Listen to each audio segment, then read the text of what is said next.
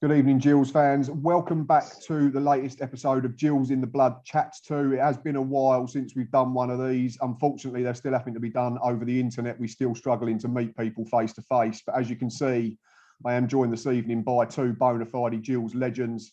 They are best mates as well. So welcome to Andy Hessenthaler and Nicky Southall.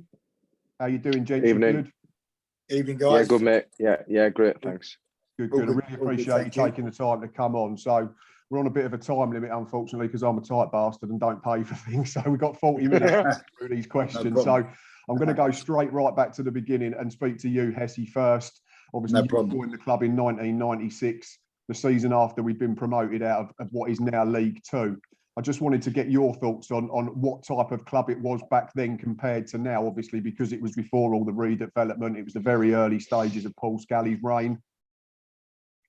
Yeah, I mean, to be fair, it was a bit of a whirlwind when I actually first went to the club, because I was obviously at Watford and I didn't know whether I was going to stay at Watford, and they offered me a contract. And to be fair, when I did sign for the club, I had,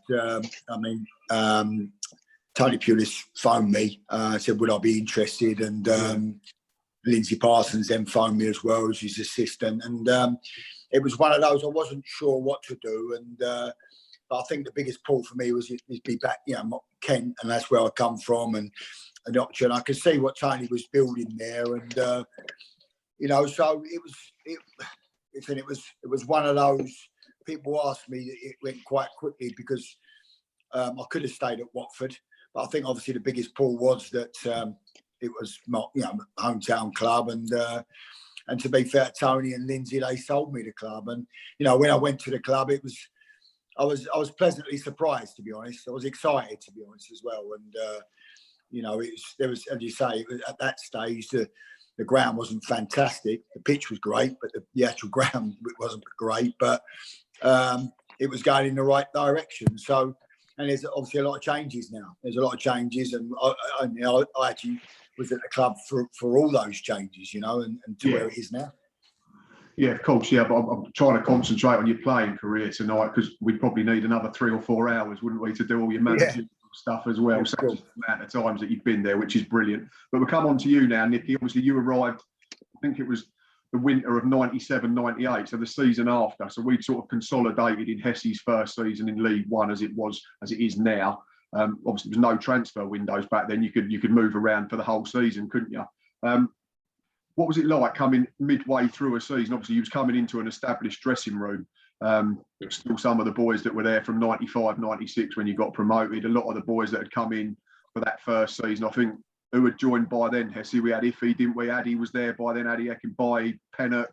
Yeah.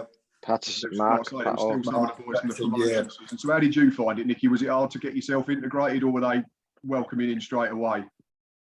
To be fair, I think it was quite an easy transition for me. The only real spanner in the works to say was obviously coming from up north and coming down south was a big obviously culture shock, and obviously life is very different down here than what it is up north. So that was the only real question mark I had on it. Being a northern boy and being out that environment of being up north, but.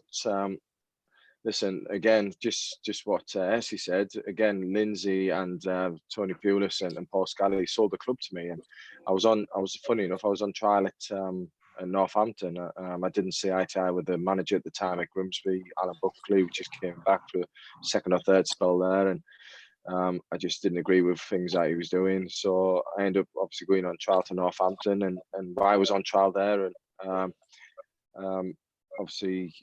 Got a phone call to come down to Gillingham, and I went down, met Paul and Tony Pulis in the hotel before a live game. I think they were playing Luton on live on Sky. It was either a Friday night, I think it was. I think they got beat 1-0. I think Mickey Galloway might have got sent off in that game. But I went down and met them before the game and sold the club to me, and me and my wife agreed to come down. But in terms of coming into the dressing room, the boys were fantastic. There was a couple of, like I say, Mark was there, was an northern boy anyway from Newcastle.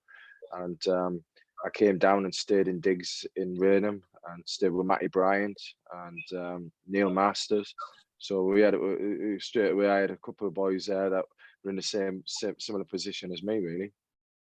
It worked out all right for both of you, didn't it? I think it's fair to say you both had half decent careers with us, and we'll get on to them sort of big moments as we get through the interview type thing. But that season that you joined midway through, I think we went on a horrendous run in the middle, didn't we, Hess? And we barely won a game. But then after that was all down to Mark Patterson. That was down to Mark Patterson. Apparently, that was all his he was fault, a jinx when he got. Apparently, when he signed, we didn't win a game for 15, 17 games in a row. I think we lost. Yeah, we didn't mention that was a couple of years ago. Pat was definitely the jinx when he came in. He was definitely the jinx. I'm sure it was. So that was the banter in the dressing, wasn't it? Yeah, 100% it was. But after Christmas, we didn't lose. I think we only lost 4 games from Boxing Day. Looking back at the results on the internet, I was having a look the other day before coming on, and it all came down to Wigan, who then obviously a bit later on played a big part in your Gill's careers as well again. But that day it wasn't destined to be, and we kept giving ourselves a chance. I remember Smudger scoring a late one at Plymouth, the last away game to keep us in contention, and we had to beat. Is that the one that bobbled in from about 30 yards? Oh yeah, it took about half hour to go in. Yeah, I remember that goal. Yeah. But that Wigan game needed to win, guarantee a place in the playoff. Wasn't quite to be. Your cross come shot at the end at the inside of the post and came out. Was it a shot? Was it a cross? Obviously, it was just a cross. It was a cross. Just obviously trying to keep the ball alive, really, because obviously it was the last seconds of the game, and just trying to help it in the box. And I still can't believe it. It's hit the underside of the bar at the post and came out. I still, to this day, it's just unbelievable. For the angle it hit to come out, it was incredible. Yeah, it should have from that angle, but obviously it didn't. And obviously history is what it is. It was goal difference we missed out on, wasn't it, at the end? I think we ended up finishing 1 or 2 places outside. But Hesse, in terms of the aftermath, obviously it hurt at the time as fans, as players, as management, as everyone connected to the club because we'd got so close. But having had maybe a couple of days to sort of reflect on it, how proud were you of the group? Because, like we say, Christmas, no one was giving us a prayer, were they? So obviously it hurts to have got that close and not quite made it. But in terms of how well we did to put ourselves in that position, how proud of you were of the group of lads? Yeah, immensely. They were fantastic. As you say, to go on that type of run, as you say before, then we was on a poor run, then actually turn it around. And but I think at the end of the day, it was disappointing. It didn't happen in the end. But we always felt, and I think you could feel it in a good dressing room, we were building something. There was something being built, and everything. You realise that we've had a disappointment, but we're not going to dwell on that disappointment. We're going to stay positive and we're going to kick on. And as everyone knows, we did, and because it was a good group. And I think it was, whenever there was disappointments, we were so together as a group of players that and staff, and we knew that we would come good. And like I said, that was the case in the end. Yeah, definitely. So it was almost like it was the building blocks being put in place to go on to greater things in the next couple of seasons. Of course, yeah. And you just felt that, like I say, you felt in the dressing room, you felt in the training ground, and we're building something. Without a shadow, we're building something with this group. And like I say, it was just a fantastic group to work with, and it was. Nicky will tell you that the dressing room was so together. Yeah, we are certainly, obviously, from a fan perspective as well. I mean, before the days of like Twitter and Facebook, and so obviously all we could do was turn up on a Saturday or a Tuesday or travel up and down the country and read the newspapers, and that was it. Whereas now, obviously, there's a lot more access and you get a lot more connectivity with you guys, obviously doing this type of thing, which is brilliant, and being able to hear your stories. So yeah, I mean, certainly from a fan perspective, because I started going regularly in the mid-90s. So the first season I started going every week was 95, 96. So it wasn't a bad time to start. But yeah, I think even as fans, similar to what you said, after it had settled down and we got over the fact that it had hurt that we'd missed out on goal difference, we started to think, if we can get a couple in here just to add to the group again the second season, we're going to have a real chance. And we brought in, 2 top strikers, didn't we? And they very nearly made the difference. But that 98-99 season, obviously, it's this time of year, isn't it, when Sky Sports start to show it.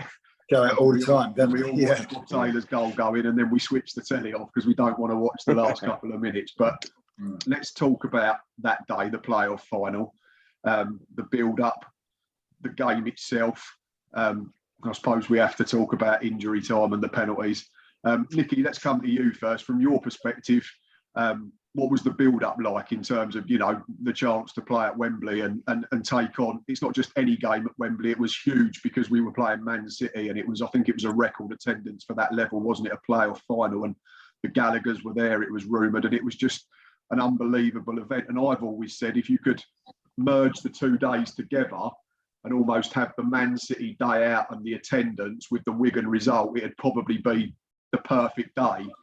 But obviously we had to wait 12 months. But what was your perspective as a player and being sort of inside the bubble in the build up to the game? I think obviously once we got through the playoffs with Preston, I think we had like a funny period of like 10 days, a lot of organising, like getting dressed, like getting measured for suits and shirts and everything leading up to the game.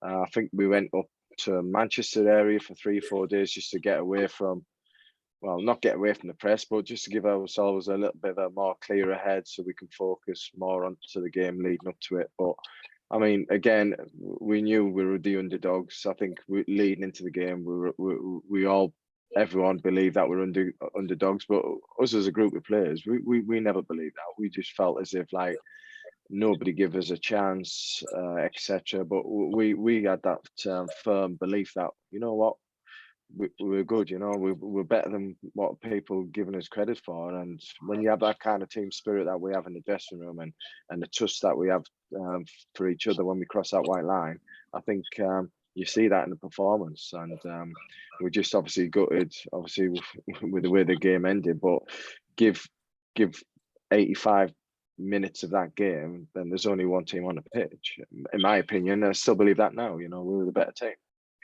100%, yeah, like you say, right up until injury time. From your point of view, SE, obviously we scored a second goal, and we're what, 8 minutes, I think it was from full time when we go 2-0 up. And as captain, what was your message to the boys? Obviously, I'm assuming it was we just keep doing the same. We keep working hard. We keep getting in their faces. And did you ever imagine that injury time was going to happen? As again, trying to get sort of a perspective from you being on the pitch as opposed to being a fan watching it from the stands. Because as a supporter, I remember walking out at 2-1 and literally looking down on the concourse on Wembley Way, and there was literally hundreds of City fans trying to get back into the ground because they'd heard that they'd pinched one back. But what was it like at 2-0, and what were you saying to Nicky and the rest of the boys in terms of, was it, we're not done yet, this is not finished? Or was there part of us maybe that subconsciously switched off a little bit because we were 2-0 up in injury time? Well, I think I'd be lying if I didn't say I thought we was going to win the game after going 2-0 up. I'm going to say that. About 55,000 others with everybody else. Yeah, you have to. It was going through mine. We've won this. It's unbelievable, and obviously 2-0 with that amount of time to go, you just don't think they're going to score. But but it just think mentally the game changed at times, and you do end up sitting a little bit deeper because of your protecting. That happens all the time, and it's still happening now. And we all know where we got that amount of time from. We're still scratching our heads on that, aren't we? So. But I think, Tony made a couple of calls on it as well, to be fair, as a manager, to say that, he took the strikers off and then let's sit in deep and let's just see the game out, which, to be fair, most managers has done the same. We'd have done sort of this and let's make it nice and tight. Well, that's it, yeah. And if we see it out, it's 2 perfect substitutions. It's lovely, and unfortunately for us, it went against us. And I think if you look at the goals, they got a bit of fortune as well, The one with the tackle, I think it was Ash, wasn't it, who made the tackle? And I thought it was Darren Carr. I thought Darren Carr, for some reason, sticks in both of them. Yeah, it could have been Darren Carr, actually. Listen, my memory's not as good as Nicky's, to be fair, probably because I'm a lot older than him. But yeah, listen, for me, they got a bit of fortune, and we didn't have a lot of luck in that last few minutes. But yeah, I mean, for me, it was like, we're in dreamland, aren't we? 2-0 up against Man City, and we're the underdogs from the start, and nobody gives us a chance. And it was just unfortunate. It just went against us at the end. And like I say, it was a wonderful day, but the end to it was very, very emotional. And I know at the final when we lost on penalties, I was in tears. And because for me, being the age I was as well, I never didn't think I'd get to Wembley at my age. You always thought that was probably your chance, and that wasn't going to happen again. Yeah, it wasn't going to happen again. But obviously, as we know, I was fortunate, and we got back the year after. But yeah, I mean, it was a tough old day to take in, but a wonderful experience. To have that amount of people in the stadium, and then just walking out of the tunnel and leading the team was, for me, I'll never forget that day. Yeah, it probably sums it up perfectly. And again, I can only say, like, if we'd had the Wigan result with the City game, it would have been the perfect day out. But we had to wait 12 months. But that season after 99-2000, Tony left, Peter Taylor came in. You joined the coaching team as well, and he tweaked it a little bit. He was clever. He knew that the core of the squad was absolutely superb. And I think my only fear as a fan was the fact that there'd been a lot of clubs around that time had lost the playoff final and then got relegated or really struggled the season after. And I think we didn't start great again, did we? But I want to talk about two particular goals, but I want to get each of your perspectives on the other one. There's two goals that season that stand out as being iconic for Gillingham fans. Firstly, Nicky's. The FA Cup game, 29th of January, match of the day. That temporary stand that we had up because we were still building the Medway stand. And I was lucky enough to be in the perfect position in that stand. I was right behind it. And from my point of view, as soon as Nicky made contact, there was only one place it was ending up. But what was your view on it as his captain? Were you screaming at him to have a touch and maybe get his head up rather than just trying to smack it in the top corner? Or tell him to pass it. To be fair to him, Roland Edge obviously threw the ball down the line, and his touch inside off his chest was a great touch. And the touch is obviously made in his mind. I'm going to shoot. Listen, I've obviously played with Nicky a long time. Not just saying, he's scored a lot of good goals. He's got a fantastic strike on him. So it didn't surprise me that he took it on, and obviously a fantastic strike. And it was one of the best strikes at Gillingham, and I'm sure the Gills fans have ever seen, type of thing. So it was occasion as well, and what it meant. The occasion. And I've got to say, we again, not just talking about the goal because the goal was fantastic, but the group itself, and you talked about the stand that was being built as well, where we had to change in behind the Rainham Inn as it is now in porter cabins, and it was almost the teams that we played that year on that cup run. We just looked them in the eye as we walked out that area onto the pitch. They didn't fancy it. They did not fancy it one bit. Your Bradford, your Sheffield, they just did not fancy it. So. Them results didn't surprise me and the team because nobody wanted to play Gillingham. Nobody wanted to play Gillingham. And again, you're getting that perspective because you can see it as they come out of their dressing room, whereas fans, we can only go on what we see for 90 minutes. They didn't fancy it. Well, you just look them in the eye. Not that I can look many in the eye, I can say when my eyes are a lot taller, but yeah, we knew. You had that feeling that we can beat them teams, and we did. But the goal itself was phenomenal, fantastic strike. And as I say, it didn't really surprise me because technically Nicky's got that. He's fantastic. Whereas again, we're only going off what we see on a Saturday and a Tuesday, whereas you're privy to that every day of the week. I'm not sure if he could do it again, but he I know he can strike a ball, but no. The touch made it. The touch inside made it, and he sat up and he's got that in the locker, and it was a fantastic finish. Well, let's come to you now, then, Nicky. Playoff semi-final, first leg, 3-1 down at Stoke. Essie gets the ball on the touchline and drifts inside onto his right foot. He's definitely saying pass it. Did you think he had that in his locker? No. But just leading up to that goal, goal, I think I might not have been said before, but leading up to that goal, there was the Tanner announcement on the Stoke game at the time, and just saying to book your seats for the coaches to Wembley, you got to ring these certain numbers. And I think whether there was a break in play, but a few of us heard this announcement, and it sort of like riled our backs a little bit. And so there's your team talk for the home leg straight away. Yeah, but it did. It sort of riled our backs a bit. It was a loud tannoy announcement saying, "Oh, to book your coaches for Wembley, ring whatever number it was and the local area code." And we sort of like, it was a break in play or whatever, but it seemed to just give us that little bit of a lift. And to be fair, when Essie's picked that ball up, and I'm just thinking like, switch out wide to me, because I was actually in a really good position, and he's come inside, and obviously it's unbelievable strike, and I was right behind it. You can't get any more in the top corner if you tried. No, I think it was still going up, but I think as it hit the net, that was such a pure strike. I mean, to score it again right in front of like a massive away following for the Gillingham fans, just like iconic moment, and to celebrate together when he scored that was just brilliant. And I think once that goal went in, the belief that everyone had in that dressing room for that second leg was a turning point, really. That I think that crushed them. Yeah, I think so. Yeah, because at 3-1, you know, they've got a bit of leeway. We probably have to be quite open to start with, but only one we can set up and you know, almost with a normal game plan to go and win the second leg. And they lost their heads, didn't they? Second leg. Let's be honest. 2 red cards. The manager went mad. But we were back at Wembley again. Hesse got his chance again that he didn't think he was getting. Yeah.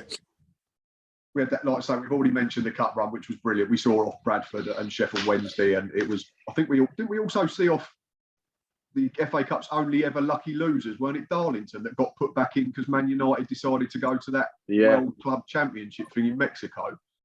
Yeah, sure. We did, yeah. But it wouldn't be Gills if we didn't do it the hard way. And we went to Wrexham on the final day needing to here we go, yeah. And it felt like we must have had about 100 shots that day. And I think if we'd been there for the whole evening, it probably wouldn't have gone in. The right back, I think, hadn't scored for about 5 years and smashed one in the top corner in the first half.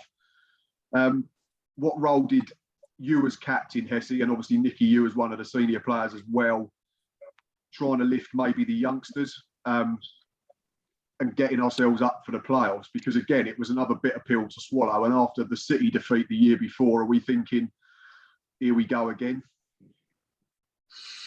But yeah, listen, there was a lot of disappointment after that game, you know, because I think we all felt that we was confident we could do it, and I just don't think we turned up on the day personally that day, you know, and it was a disappointment. And but I think again, going back to the group of players, because we're so strong and trusted each other, as Nicky's already said, and we're so together. I mean, football's changed so much now, because this group of players that we had, that we weren't just together on the pitch, we were together off the pitch, not just as players, but with families.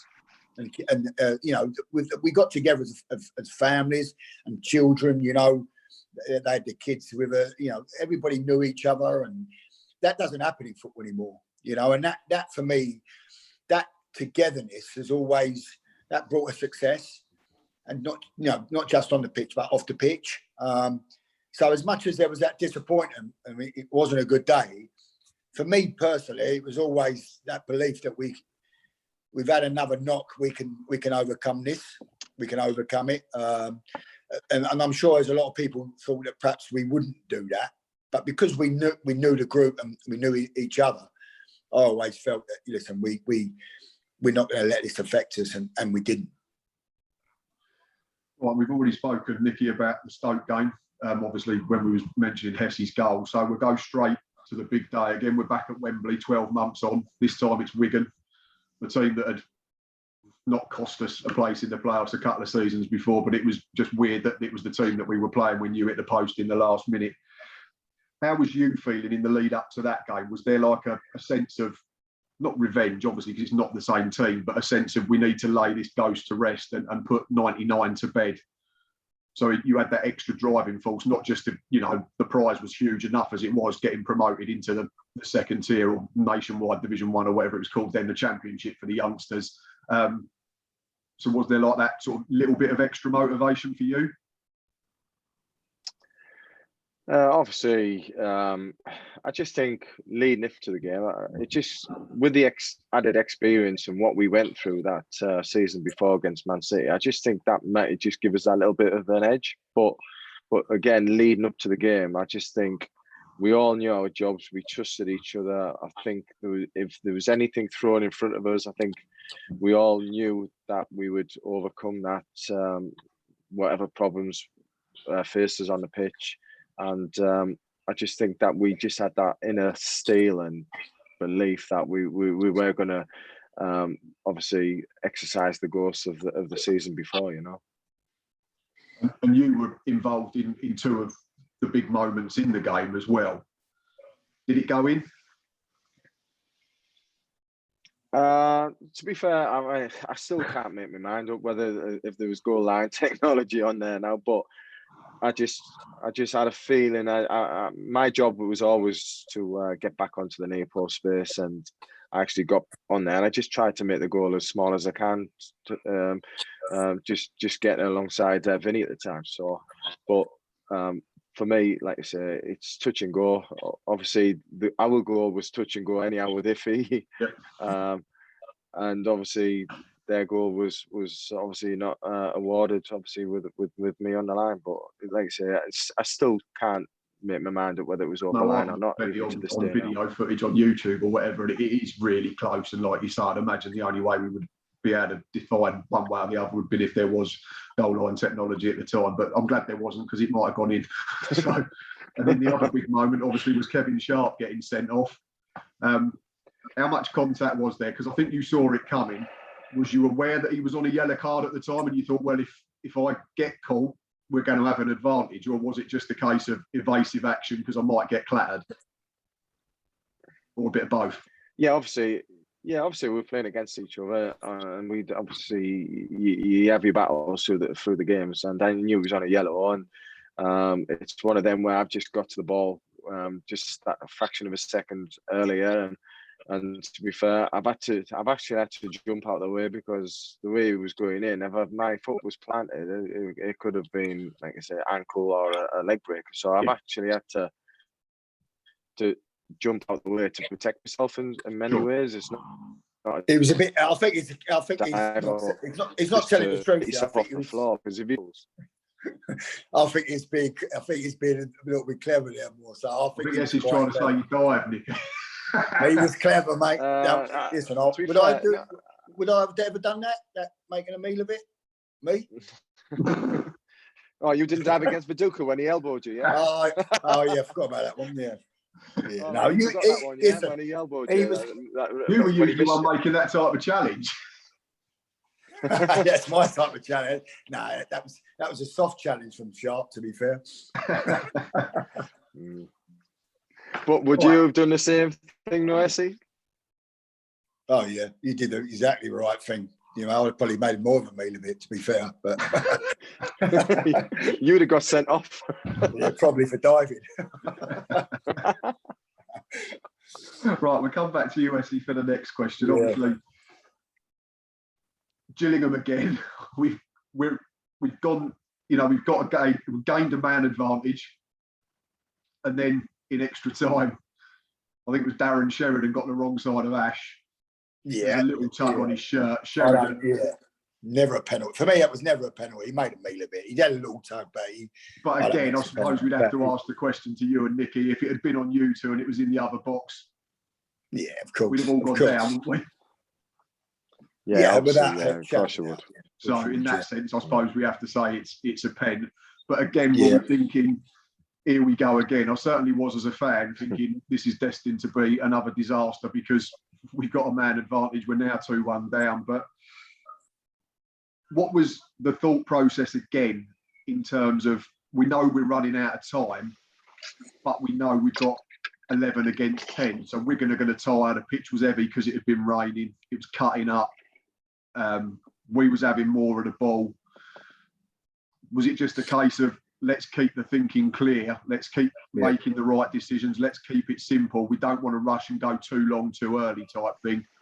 Yeah, I think again, credit to the boys, to be honest, because like you said, them going down to 10 men, it's almost and we were losing the game, but it's almost, you can panic then. You can actually panic as a group of people because that's what I mean. Yeah, was it a case of let's just keep doing what we've done? Yeah, and I don't think we did, because if you look at the goals, the build-up was very patient. It was in wide areas, So again, like I say, we didn't panic as a team. We knew we had not loads of time, but we had time. We had the extra body, and I thought that the 2 goals were fantastic, and it was a case of we will score. If we're patient enough, we will score and don't panic. And I don't think we did panic, and that's how we won the game. Thinking that if we get one, the second will probably come as well. Yeah, we're going to then be deflated as well. Yeah, yeah, of course. And like I say, it was I'm sure it went through the boys' mind, all of them. You can ask Nicky.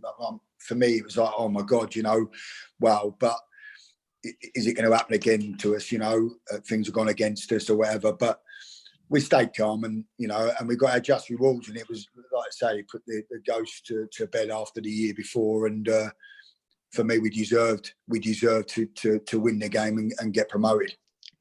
Yeah, I totally agree as well. Obviously, there was a massive party that summer, and then it was all change again for you because Peter Taylor moved on, went to Leicester in the Premier League, and that was, I think at the time, that was very well deserved. He'd done a great job with us. You took the job as player manager. I want to ask you, how difficult was it to become Andy Hessenthaler, the player manager, and step away from being Hesse, one of the lads?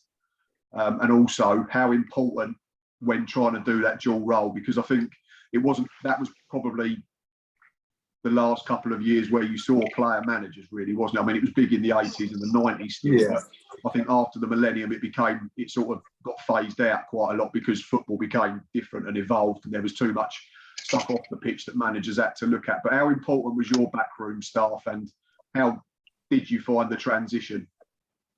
The staff is always going to be massive to any person that's carrying on playing. A player manager, they're the key, aren't they? But I've got to say, the players, I've got to give them all the credit as well, because the transition, they made it so easy for me. I was nervous. I knew all the boys, they were my mates. And I remember the first day, and I've told this story, I remember the first day when I had them all together at the stadium, and we had them. We had a meeting room, and I did my first talk, and I went to talk, and all I could see is Pennock, Smith. I've heard this story before. I think Vince Barnes told me about it. There was all the Trigger, all the boys there, and it was almost like I went to say my first words, and they were just like smiling, laughing at me, and they were just grinning. They were grinning, waiting for me to open my mouth, like the first words as a manager, and I just started laughing. And I walked out the room because I didn't need to talk, because they made, the boys were so good. The transition was easy because of them.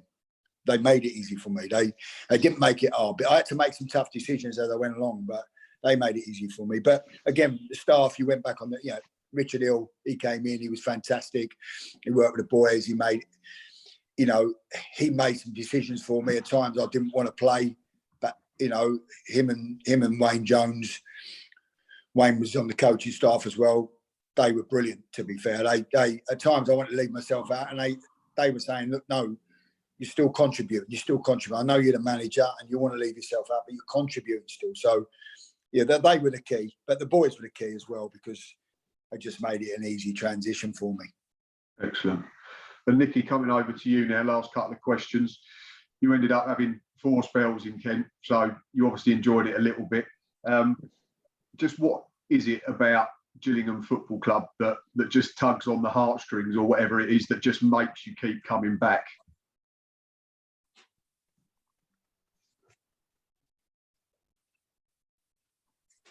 I think he's gone. Is he gone? Sorry, are you there? I missed you there. Yeah, He's back. Can you hear me? Sorry. Yeah, I can hear you. Can you still hear us? Must be my. I just think once my children were born here, and all my children were born in Kent, I just think it just had that that X factor about the place. I've got a lot of good friends, obviously, with Andy, and a lot of players in and around the time of like Barry Ashby and the Paul Smiths, Chris Hope, who I knew was we played together in the youth team at Darlington together. So it ticked a lot of boxes, and it just, when you get to a club and you're settled and a club believes in you in terms of the chairman and the manager and the fans believe in you and sing your name week in, week out, I think you just get that kind of you get besotted with it and you want more of it. And when I was at Grimsby, like I say, the manager I didn't see eye to eye to, you feel at home and you feel comfortable. And I think that brought the best out of me. And obviously, you like you say, you've lived down here for donkey's years now, so that it must be, like you say, the area as well as the football club as well. Because I remember meeting you a few years ago, didn't I? Come and met you. And the weather. The weather's better than not more. Yes. But finally, before we let you go, obviously you're still best mates. Was that correct? I don't want to, put words into it. Yeah. We've been playing golf together, so I think we're okay. Oh, that's fair enough. Yeah, he took some money off me today, but Oh, so he's happy then to keep being mates with you. Yeah, he's happy. Yeah. And you still work together. Obviously, you've still got a working relationship with Dover.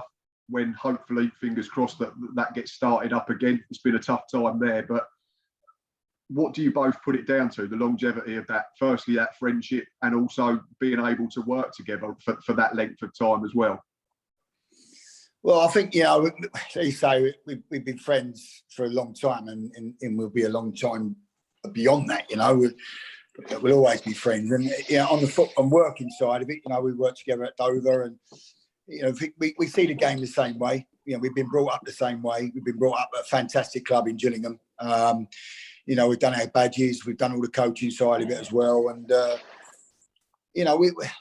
we see, like I say, we see the same things, and for me, football's changed. It has changed. I actually don't like football like I did back many years ago. It's definitely changed, and it's not so much about football anymore, as we all know. Over the last few days with this Super League, it's all about money, and so it's been tough, but it's not that enjoyable. But we love the game. It's been difficult for Dover, the situation we're in as well. But like I say, we'll be friends. We've known each other's families for a long, long time. Nicky stayed at my house for a while when he came down from back from Nottingham, and he's seen my kids growing up. I've seen his kids growing up, and we've got a working relationship, but we'll always be friends with our families as well. From your point of view as well, Nicky? Yeah, I echo that, and obviously, like I say, we know each other's families really well, even extended families beyond that as well. So, listen, football is a very backstabbing world in football, on and off the field. So I think once you get players that you can trust, like we did in the dressing room back in the day, and obviously management and staff, you need to trust just exactly the same. I suppose it's all walks of life, really. You've got to trust people that you actually go to work with, and if you have that decent working relationship, then hopefully things will work right for you in the end. Obviously, we're really frustrated with how the season's ended with Dover, and there's nothing worse than sitting at home on a Saturday watching results come in when you know that you want to be out there on that touchline. And I'm sure the Gaffer will echo that. You've got nothing at all, have you? At least with us, we've still got Jills on iFollow and on the telly or whatever. Yeah, exactly. Sit there watching Gillingham now. Completely. Yeah, sit there watching Gillingham, and obviously Jake, the Gaffer's son as well. Yeah, I remember watching him come out for the warm-ups when I first started coming, and now he's a professional footballer himself, just to make him feel old. So it's been great. If you can get hold of him for me, Essie, I'd love to get him on and have a chat. Yeah, he'd love to come on. Yeah, I spoke to him earlier on about him coming on, and he knows you guys, so of course he would. He'd come on, 100% he would. Excellent. Well, it's been a real pleasure, fellas. I really have appreciated you coming on and having a chat with me about this, and I think we've kept it in the time frame. Nicky, brilliant. I've got one final question for you. Mutual friend. Here we go. Mutual friend, Harrison Grant. Oh no! Right, yeah. He plays for me on a Sunday. And he actually plays football. Surely not. He's been doing PT sessions for me because I'm recovering from an ACL, and I've decided at 38 that I'm going to try and come back and play after 3 years. So he's been putting me through it. But he just said, if I had enough time, so I've purposely left a minute spare, he wants to know if you can iron his shirts for him. Oh yeah, tell him. Oh yeah. Tell him, can he lift more than 30k on a dumbbell? I hope so. He made me do that tonight. Yeah. Actually, I'll tell you a story. I actually beat him in an arm wrestle when we were in the sauce bar one night. That's my claim to fame with him. I beat him in an arm wrestle. He never lives the day down. Never mentions that, to be fair. So I'll have a chat with him once I come up to finish him. He has all the muscles from Brussels. He has all the muscles from Brussels, but he couldn't handle me in an arm wrestle. Was that alcohol induced? Hey, Trig, you Yes. weren't in the sauce bar on a Friday night, was you? That's a fine. Nah, never gaffer. Never gaffer. Saturday afternoon. Right, fellas, it's been a pleasure. I'm going to let you go. Thank you so much. I've really enjoyed listening to your stories. Cheers, Gills fans, you know where we all are on our social media. We're on Instagram, we're on Twitter, we're on Facebook, and we're on YouTube. Please keep liking and subscribing to the channel. We'll be back soon, and hopefully we can sort out another few Gills in the Blood chats too, because it's great having these chats with the legends. But until next time, up the Gills.